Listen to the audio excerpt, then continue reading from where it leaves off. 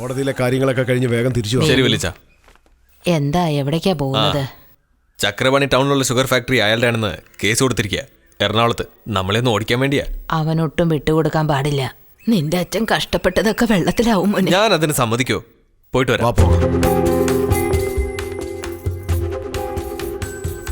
അമ്മേ, എപ്പോ നോക്കിയാലും ഓരോ പ്രശ്നങ്ങൾക്ക് വേണ്ടി ഓടിക്കൊണ്ടേയിരിക്കുക ഇവൻ. കോടതി സാക്ഷി പറഞ്ഞോളൂ. ഭദ്രമായിട്ട് ഞാൻ നോക്കിക്കോളാം. ജനിച്ച സമയം അറിയാത്തത് കൊണ്ട് ജാതകമേ നോക്കാൻ പറ്റില്ല. ഇവന്റെ നക്ഷത്രവും ജാതകവും നോക്കാതെ നമുക്കൊന്നും പറയാൻ പറ്റില്ല. നല്ലതും ചീത്തയും ഒന്നും അറിയാൻ പറ്റുന്നില്ല.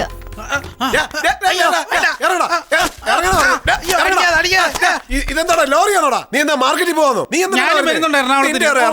എറണാകുളത്ത് വന്ന് നീ എന്താ മെട്രോ റെയിലിന്റെ പണിക്ക് പോവാന്നോ? മുതിർന്നവരൊക്കെ പോകുന്നിടത്ത് ഇങ്ങോട്ട് തന്നെയല്ലേ തിരിച്ചു വരുന്നേ? നമുക്ക് അന്നേരം കാണാം. വേലോ, എന്താ ഇവിടെ നിൽക്കുന്നത്? അകത്തേക്ക് വരായിരുന്നില്ലേ? സാരമില്ല. നീ കേസ് ജയിച്ചില്ലെങ്കിൽ ഞങ്ങളൊക്കെ അകത്തായിരിക്കും. പൊട്ടനെ പോലെ സംസാരിക്കരുത്. നീ ഇത്രയൊക്കെ സംസാരിക്കുന്നല്ലോ. മഞ്ചേരിന്ന് കാറിൽ വരുമ്പോ കാറിൽ ആയുധങ്ങളൊന്നും കൊണ്ടുവരരുതെന്ന് ഗവൺമെന്റിന് ഉത്തരവല്ലേ? നിങ്ങളൊക്കെ തൃശ്ശൂരിൽ എത്തുമ്പോ ചക്രപാണിയുടെ ആളുകൾ ആയുധങ്ങളുമായിട്ട് നിങ്ങളുടെ മുമ്പിൽ വന്ന് നിന്നാ എന്ത് ചെയ്യും? എന്റെ വർത്താനം കേട്ടിട്ട് കാശ് വാങ്ങിച്ചിട്ട് നീ തന്നെ ഒറ്റ കൊടുക്കുമെന്ന് തോന്നുന്നല്ലോ. ചോദിക്കുന്നതിന് ഉത്തരം പറയാം. പോ, കാണിക്കാം. പോ, കുട്ടൻ തള്ളാതെ. ഇതൊക്കെ എന്താ? കുടിക്കാൻ കൂൾ ഡ്രിങ്ക്സും വണ്ടിയിൽ ഒഴിക്കാൻ പറ്റും. പോലീസ് ചോദിച്ചാൽ അങ്ങനെ പറയുള്ളൂ. പക്ഷെ പ്രശ്നം ഉണ്ടായ ഈ കൂൾ ഡ്രിങ്ക്സ് കുടിച്ച് അതിനകത്ത് പെട്രോൾ ഒഴിച്ച് മുണ്ട് കീറി തിരിയാക്കി അത് കത്തിച്ചു വിട്ടാലേ 50 കിലോമീറ്ററിന് അപ്പുറത്ത് പോയി വീഴുവാൻ. ഇതാടാ, ഇതെന്താന്നറിയോ? Torch light. നിനക്കാ ഇത് ടോർച്ച് ലൈറ്റ്? ശാസ്ത്രങ്ങളോ ടോർച്ച് ലൈറ്റ് പറഞ്ഞേക്കാം. ഫുൾ ഫോമിലാ. ജഡ്ജ്മെന്റ് കോപ്പി വന്ന ഉടനെ എന്നെ അറിയാം. തീർച്ചയായും sir. Thanks a lot. Okay. അത് കണ്ടോ?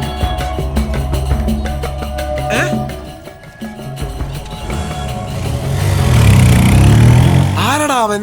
വേലുവിനെ പോലെ ഉണ്ടല്ലോ.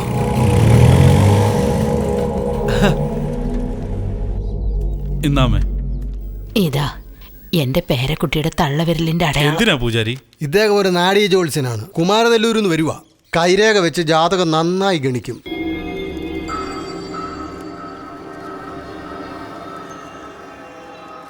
എന്താ ഇതെന്തു പറ്റി? അമ്മ, ഈ ജാതക പ്രകാരം ധനധാന്യം, അശുഭപുത്രം, ദീർഘായുസ് എല്ലാം നന്നായിട്ടുണ്ട്. പക്ഷേ എന്നാൽ എന്താ? പയ്യൻ ഈ വീട് വിട്ട് വേറെ സ്ഥലത്തേക്ക് പോകേണ്ട സമയം കഴിഞ്ഞിരിക്കുന്നു. മനസ്സിനെ ഒന്ന് ഭാഗപ്പെടുത്തൂ.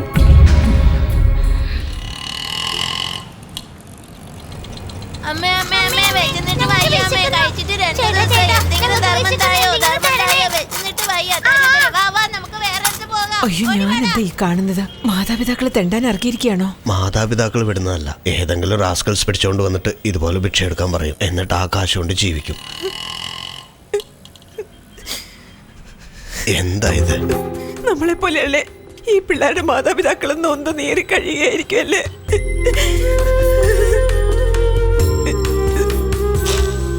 കരയല്ലേ ലക്ഷ്മി? എടാ കുട്ട, ആ കാറിനകത്തേക്ക് നോക്കിയേ. ആ അമ്മ കരയുന്ന കണ്ടോ? ഒരമ്മ കരയുകയാണെങ്കിൽ അതിന്റെ ഭർത്താവ് കാരണം, ഇല്ലേ മക്കള് കാരണം. ഇപ്പൊ നിനക്ക് നിന്റെ മോനെ കാണും, അത്രയല്ലേ ഉള്ളൂ. അങ്ങോട്ട് നോക്ക്. അമ്മേ, എന്റെ മോനെ എവിടെ പോവാ? കോടതി പോയതാ. നോക്കിയേ, കോടതി വെച്ച് കണ്ടില്ലേ? വീട്ടിൽ വന്ന് കഴിച്ചിട്ട് പോ മോനെ. ഇല്ലമ്മേ, ഓഫീസിൽ ജോലിയുണ്ട്. ഞാൻ ഹോട്ടലിൽ നിന്ന് കഴിച്ചോളാം. അവന്റെ അച്ഛനും അമ്മയാണെന്നാ തോന്നുന്നത്. ഏത് ഹോട്ടലിലാ പോകുന്നത്? ശരവണ ഭവനിലേക്കാ. എടാ, വണ്ടി ശരവണ ഭവനിലേക്ക് വിട്. എവിടേക്കെങ്കിലും പൊയ്ക്കോ. മഞ്ചേരി വന്നിട്ട് എന്നെ വിളിക്കണം. ഞങ്ങൾ അങ്ങോട്ട് വന്നേക്കാം. ഓക്കെ, വാ.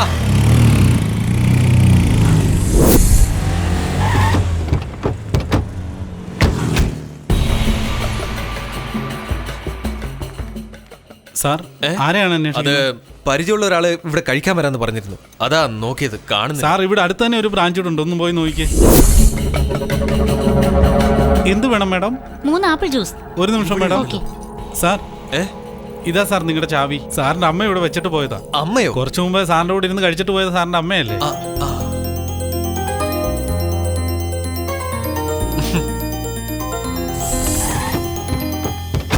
മുത്തശ്ശി, മുത്തശ്ശി. വാ. എറണാകുളത്ത് എന്നെ പോലെ തന്നെ ഒരുത്തരം കണ്ടു. അവനെ മാത്രമല്ല, അവന്റെ അച്ഛൻ, അമ്മ, അവരെ എല്ലാവരും ഞാൻ ഒരുമിച്ച് കണ്ടു. അല്ല, എറണാകുളത്ത് നമുക്ക് ആരെങ്കിലും ബന്ധുക്കാരുണ്ടോ? അവരെ കണ്ട നമ്മുടെ അതേ ഛായ ആയിരുന്നു അല്ലേച്ച.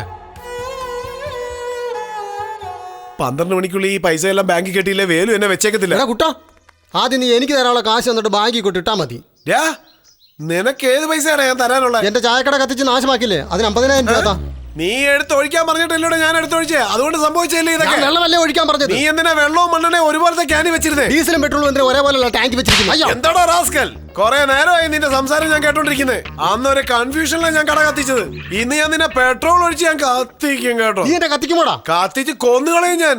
ഓ, നീ എന്നെ കൊല്ലുവല്ലേ? രാത്രി ഇരുട്ടിന്റെ മറയിൽ നിന്നെ ആൾക്കാരെ വെച്ച് ഞാൻ നീ കത്തിക്കും. എന്നെ ആളെ വെച്ച് കൊല്ലുവല്ലേ? ആ ചെയ്യും. എന്താ ഇത്? ആരാ ഇവൻ? മൊബൈൽ ഫോൺ കൊറേ നേരമായിട്ട് മുഖത്തിന് നീ എന്നെ കൊല്ലുവല്ലടാ? ഹലോ ബ്രദർ, ഒന്നിങ്ങി വന്നേ. മൊബൈൽ വെച്ച് എന്താ ഈ കളി? അല്ല ചേട്ടാ, എനിക്ക് ജോലിയൊന്നും ഇല്ല. ശരി.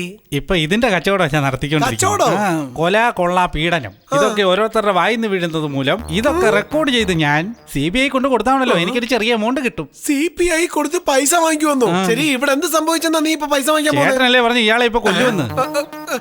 ഞാൻ ഇവനെ കൊല്ലത്തില്ലല്ലോ. ചേട്ടൻ ചെയ്തില്ലല്ല, ഞാൻ 4 പേരെ കൂട്ടി ഇയാളെ കൊന്നിട്ട് CBI കൊണ്ട് തെളിവ് കൊടുക്കും നീയാ കൊന്നതെന്നും പറഞ്ഞ്. നിന്റെ പദ്ധതി എന്താണെന്ന് വെച്ചാ പറ. സർക്കാർ എനിക്ക് തരുന്ന 1,00,000 രൂപ ചേട്ടൻ തരുവാണേ ഈ ഫോൺ ഞാൻ ചേട്ടൻ തന്നിട്ട് പോകാം. അങ്ങനെയാണ് എന്റെ 50,000 രൂപ മേടിച്ചാ ഞാൻ 10,000 രൂപ അങ്ങോട്ട് തരാം. 10,000? അപ്പൊ 1,00,000 രൂപ ചേർത്താ. എന്നെ പറ്റിക്കാൻ നോക്കണ്ട, വേണ്ട. ഇത് രണ്ടുപേരും ചേർന്ന് ചെയ്യുന്നത് ശരിയല്ല. അപ്പൊ ഞാൻ പോലീസ് സ്റ്റേഷൻ എന്തിനാടാ സംസാരിച്ചോണ്ടിരിക്കുമ്പോ പോലീസ് സ്റ്റേഷൻ എന്തിനാ? എന്നാ പിടിച്ചോ.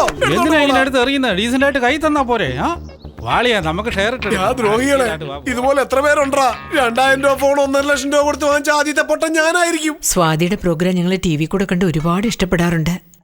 പെട്ടെന്ന് നിങ്ങൾ വേണ്ടെന്ന് പറഞ്ഞപ്പം ആകെ കുഴപ്പത്തിലായി ഞങ്ങള്. എല്ലാത്തിനും ഒരു സമയം വരണ്ടേ? രാജനങ്ങൾ വീട്ടിൽ വന്നാ കാപ്പിക്കകത്ത് ഉപ്പിട്ട് തരുമെന്ന് പറഞ്ഞത് നീയല്ലേ? T. വാസുവിനും സുവാദിക്കും കല്യാണം നടന്നു കഴിഞ്ഞാൽ പളനി കൊണ്ടുപോയി രാജനങ്ങളുടെ തല മുട്ടയടിക്കാവുന്ന ഞാൻ പറഞ്ഞു. വാസുവിന്റെ അച്ഛൻ ത്യാഗരാജൻ, അതാണ് T. വാസു. അത് അങ്ങനെ തന്നെ തിരിച്ചിട്ട് സുവാസി. അതിരിക്കട്ടെ, നിശ്ചയത്തിന് വേണമെങ്കിൽ ഞാൻ സമ്മതിക്കാം, പക്ഷെ കല്യാണത്തിന് സമ്മതിക്കാൻ പറ്റില്ല. നീ എന്താടാ പറയുന്നേ? സ്വാതിയുടെ അംബിഷൻ പ്രകാരം അവൾ എപ്പോ എലിസബത്ത് ക്വീനെ BBC ഇന്റർവ്യൂ ചെയ്യുന്നോ അതിനുശേഷമാണ് ഞങ്ങളുടെ കല്യാണം. Very good. നല്ല കാര്യം, ഞങ്ങൾ അങ്ങ് പേടിച്ചു പോയി.